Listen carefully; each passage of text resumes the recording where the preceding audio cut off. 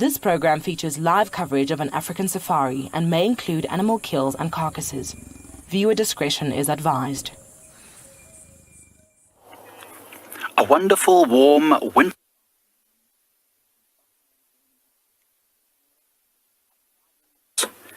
eco-training camp. It's going to be a wonderful afternoon. I can't wait for you to join us on your live safari.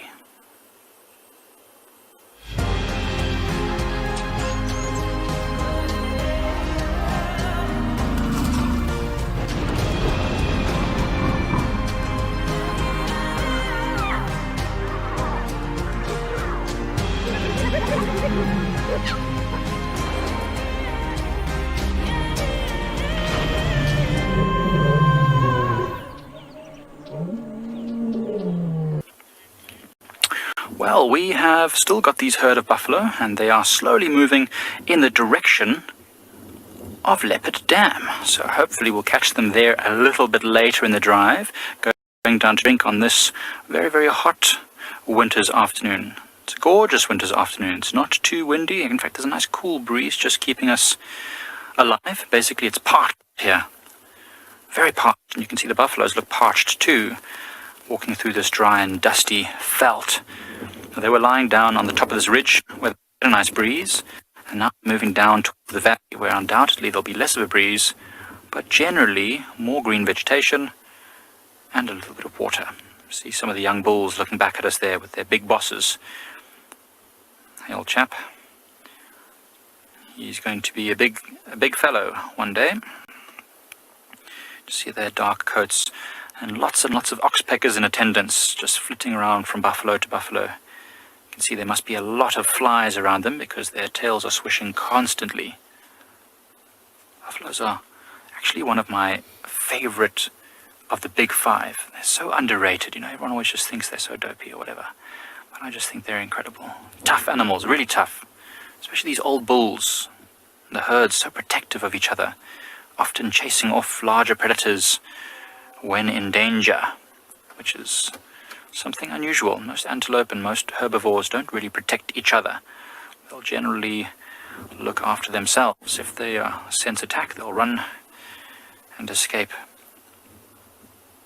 There they go, disappearing into the veldt. Quiet for such a large herd. There must be about 40 animals in that herd, I think. And so, yeah, it's very quiet considering how many massive animals, you know, those big buffalo bulls, you know, weighing hundreds of kilograms, over 1,000 pounds. You can see they just disappear down that hillside there. Wind is still blowing gently here at Pridelands. It's actually a nice afternoon. I don't even know if I managed to introduce myself in the last segment, but yeah, had some issues. Hi, I'm Mike. Behind the camera we've got Gert, and you are here at Pridelands Conservancy, and I'm sure you can hear the wind in my mic. It's a little bit gusty. It's nice and hot as well. You can see us sitting out in the sun here. So, what we're going to try and do in a moment is follow these buffaloes onto a different road and see just where they head. We know there was a whole pride of lions, about 6 lions this morning, not close to these buffaloes, but you never know, with the wind blowing towards them, they might just come and try them a bit later.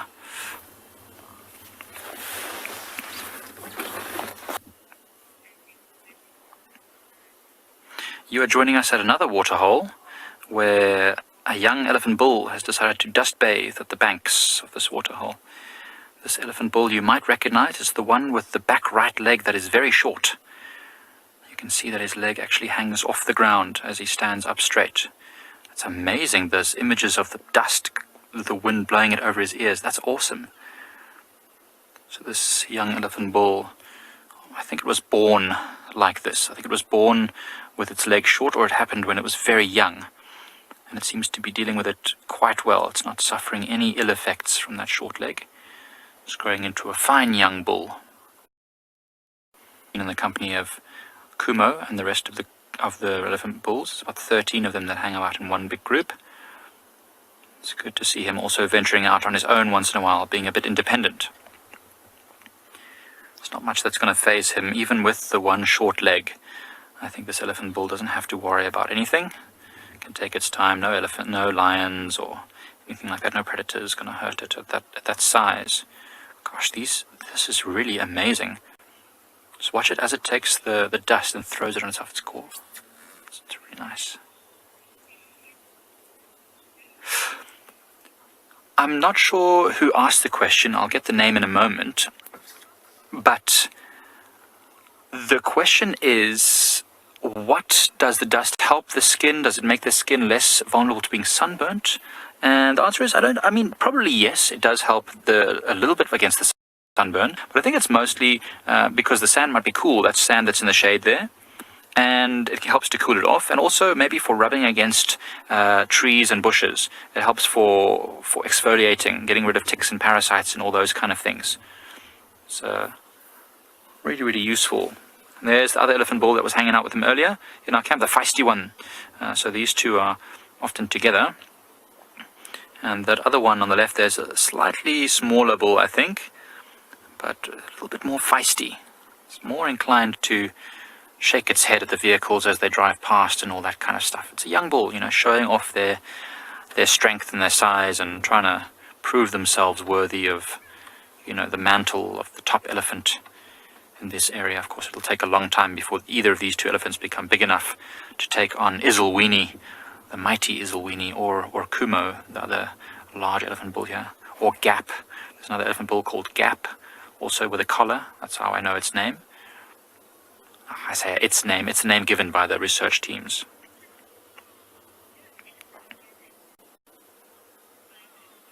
Christy, yes, I'm 100% certain that they can smell water from a long distance away.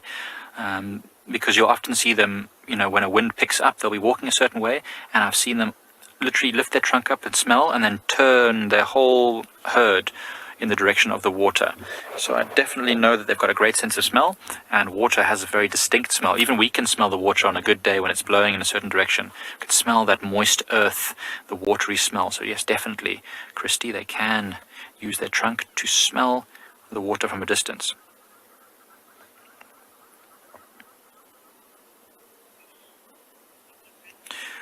I love watching these elephant bulls at the waterhole, especially these two, because they spend so much time with us at the camp. I've become quite attached to them. Very glad to have them here.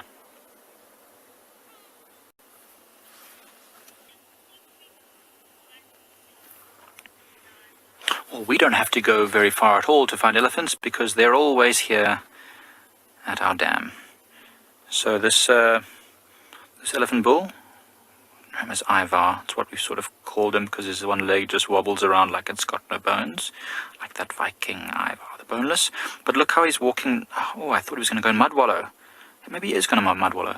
There was a big muddy patch there. It's now sort of separated off from the rest of the waterhole. It's going to dry up in no time at all, and then they'll have to go deeper into the water, which isn't maybe necessarily very pleasant because of the cold temperatures of the wind.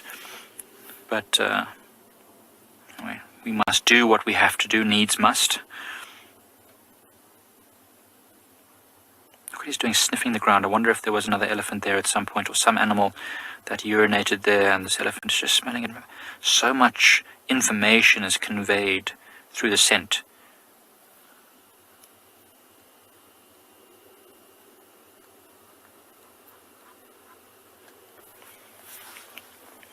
I wonder what he's smelling. I wonder what information he's getting. Look at that leg. Look how you can really see how much shorter it is than the rest of its other three legs. You see how it just hangs there? So interesting. I'd love to know what happened to this elephant. Didn't like the taste of that water, obviously. Elephants are quite fussy. Does not want to drink there. Sometimes its throat is just getting a bit dry, maybe. Just sucking some mud up its nose to get rid of the dust. They both seem to be slowly heading off now into the distance. I wonder where they'll go next. If they keep going that way, they'll head up towards the HQ, our farmhouse, another waterhole on the property.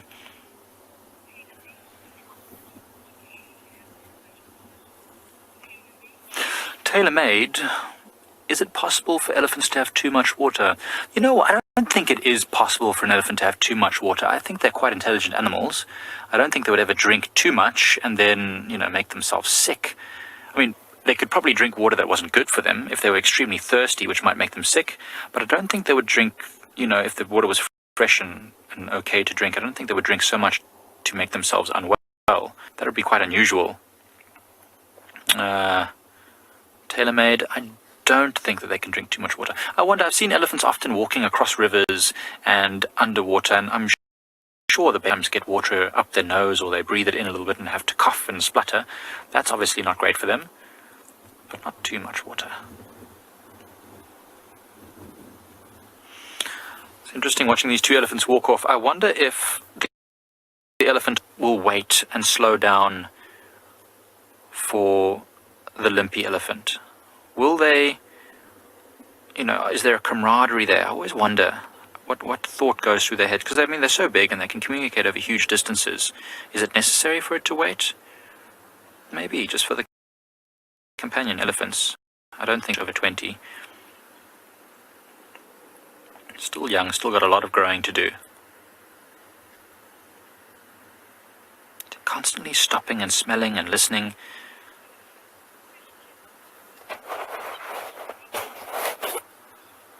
Ronell, I am certain that short leg is definitely causing a whole lot of problems for that elephant. I'm sure that it's gotten used to it, but it's probably quite uncomfortable. It's probably not great for its joints. It's probably going to have major problems. I don't think this elephant will attain the great age and size of the very biggest elephants, just because eventually that hip is going to give out. There's no way.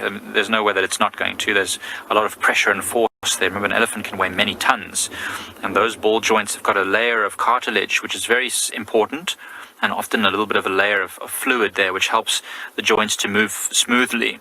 And when that gets damaged, they just break down and wear down, and that's what causes arthritis and all sorts of things. So this elephant is almost certainly never going to reach the same size as others. It will probably not live as long as them, purely because of the pain of that hip. Might cause all sorts of secondary problems. It's a real shame, and obviously elephants are, so emotive and, so intelligent, but it's a natural thing that happens out here in the bush. Some animals are born in odd circumstances. They usually don't survive very long, but this one obviously has, if it was born with that, and we just have to let nature take its course for the most part. Try not to get involved as much as possible. Sometimes it's impossible. Sometimes we step in, but mostly let him live his life. You see, he's with other elephants, so he finds a way. Where there's a way.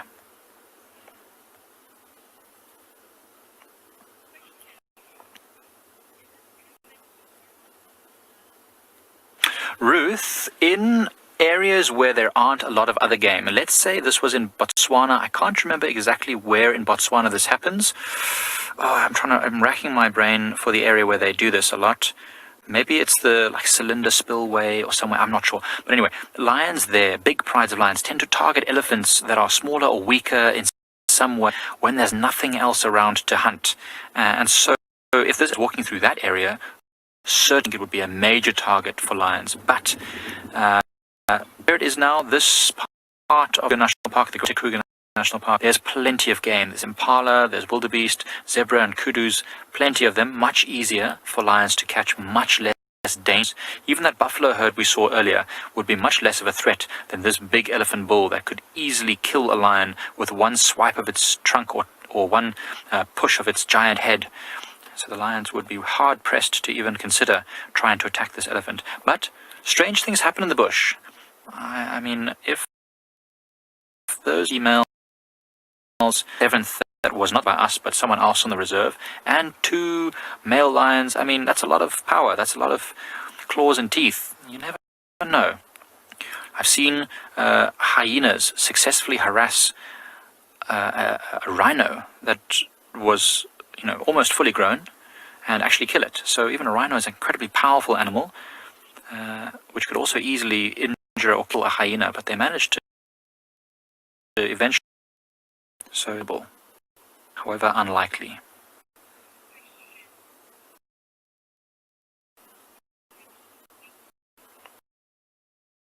This the other day, and I definitely think it will, because I don't think so. An elephant, in order to mate, had rise up onto its back leg, female, way he'll be able to reach.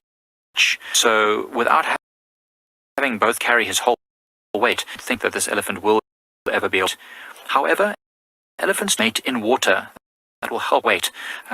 So maybe if he's clever enough to somehow insert the female in water, that's one way he could potentially mate. Remains to be seen. He's too young yet to be mating.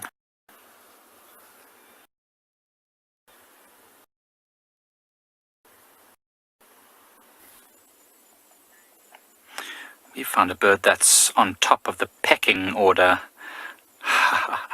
Okay, let's move on from that.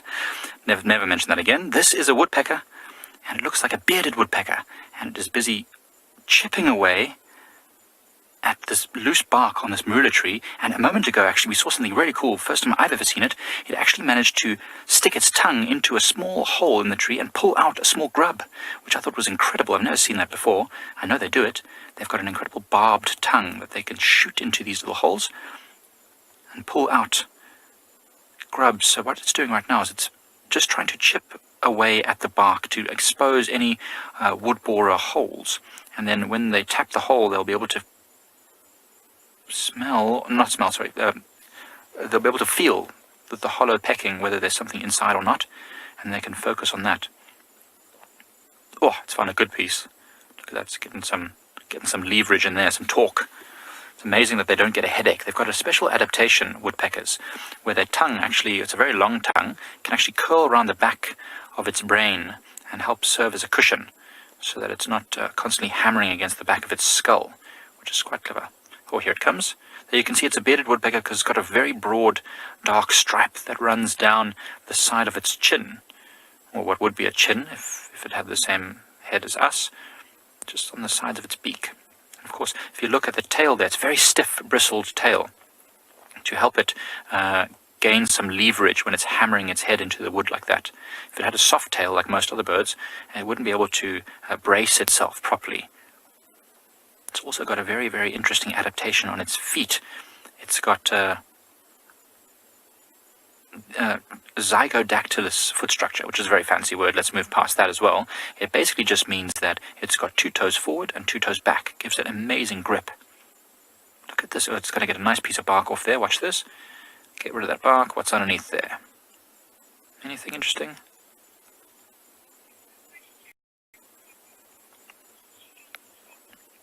Goodness, tailor-made. That's a great question. How strong are their beaks? I've never really held a woodpecker in my hand to feel what the beak feels like, but I suppose it's probably incredibly hard. That material is, I want to say it's a bone. I mean, it's bone, a very broad-based bone that spreads the weight or the power of the beak slamming against the tree, and it's covered in a keratin kind of sheath. So and there it flies off to the next tree. But it's a very tough beak. Not a thin beak that would crack or break easily, and also not a short, broad beak like the seed crackers. It's got a long beak with broad base, so it spreads when it's hammering at that tree. So it's quite a tougher beaks of those kind of birds.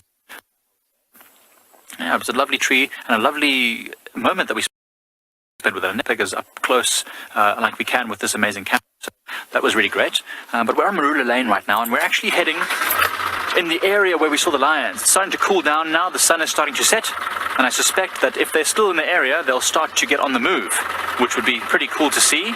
This morning we lost them fairly quickly as they moved through some really, really dense areas. Later in the morning we found them again. They were already starting to settle down and rest. But now as it cools down, I'm sure we're going to start seeing them get active again, which would be super.